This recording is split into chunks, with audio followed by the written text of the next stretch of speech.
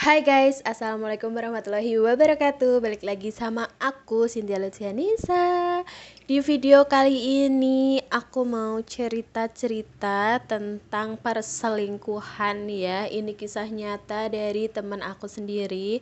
Disclaimer dulu kalau aku sudah meminta izin sama teman aku untuk up soal ini di sosial media dengan catatan harus sensor nama dia dan juga suaminya dan juga perselingkuhannya itu dan juga selingkuhannya maksud aku ya.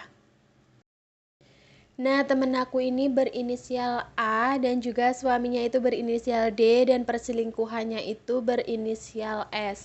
Awal mula mereka menikah, awal mula mereka pacaran itu semuanya baik-baik aja dan di Hamin berapa gitu mau menikah itu mereka sempat cekcok dan hampir tidak jadi menikah.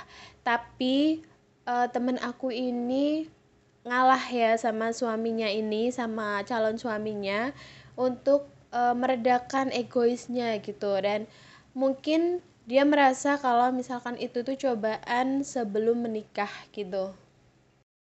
Orang tua dari suaminya ini, calon suaminya ini juga baik-baik aja tadinya dan mereka juga setuju atas pernikahan ini. Jadi pernikahan ini tuh atas kesepakatan bersama ya teman-teman. Jadi bukan salah satu pihak atau salah satu itu memaksakan untuk segera menikah, itu enggak, karena ini memang benar-benar pure keputusan dari dua belah pihak, dari teman aku si A dan juga calon suaminya si D. Nah, mereka menikah ini di bulan Desember, akhir bulan Desember 2023 kemarin. Dan hari ini adalah di bulan Juli 2024. Jadi kalian hitung sendiri dari bulan Desember ke 2024 ini di bulan Juli itu baru berapa bulan.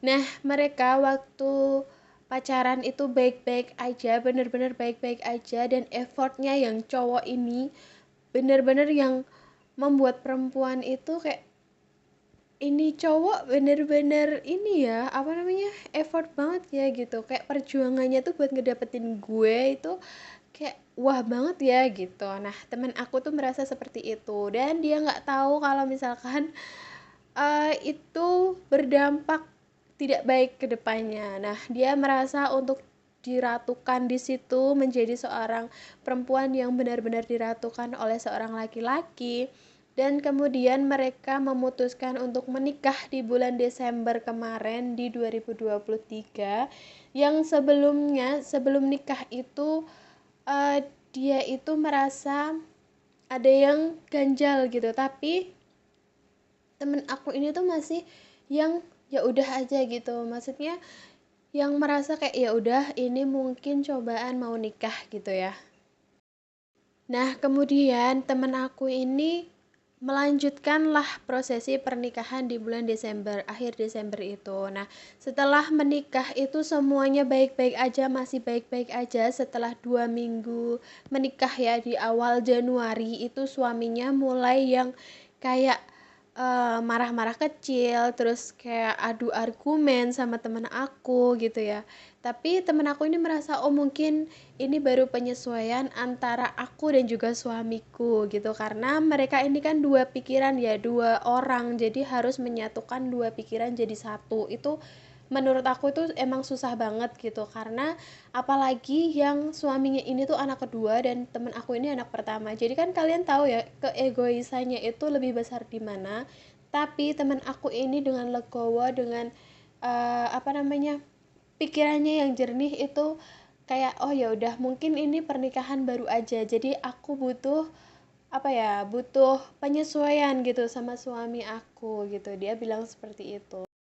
Di Januari 2024 ini tuh mereka benar-benar yang kayak menyesuaikan banget, jadi kayak yang cekcok-cekcok gitu, yang kayak apa ya namanya, berantem-berantem gitu. Pokoknya di Januari ini mereka udah mulai berantem-berantem dan temen aku tuh sempat mikir kayak apa aku pilih suami tuh salah gitu ya, karena sebelumnya dia tuh emang effortnya wow banget. Temen aku tuh baru baru diklat di Jakarta itu disamperin jam 2 malam itu dari Jawa Tengah ke Jakarta. Itu kalian tahu kan itu jauh, lumayan jauh ya, tapi effortnya tuh benar-benar untuk ngelamar teman aku untuk jadiin teman aku tuh istri, untuk ngejar teman aku tuh effortnya bener-bener banget gitu. Nah, siapa sih perempuan yang nggak mau dikasih effort seperti itu, yang nggak merasa kayak, oh ini orang bener-bener ini ya, bener-bener apa namanya, effort banget ke aku gitu, bener-bener nanti kalau misalkan aku jadi istrinya tuh kayak yang diratukan banget gitu sama laki-laki ini gitu. Nah, di Januari ini temen aku bener-bener yang sabar banget sama suaminya, karena suaminya ini kan anak kedua ya, anak kedua atau anak terakhir itu cenderung yang memang tidak semua, tapi cenderung yang manja ke orang tuanya gitu.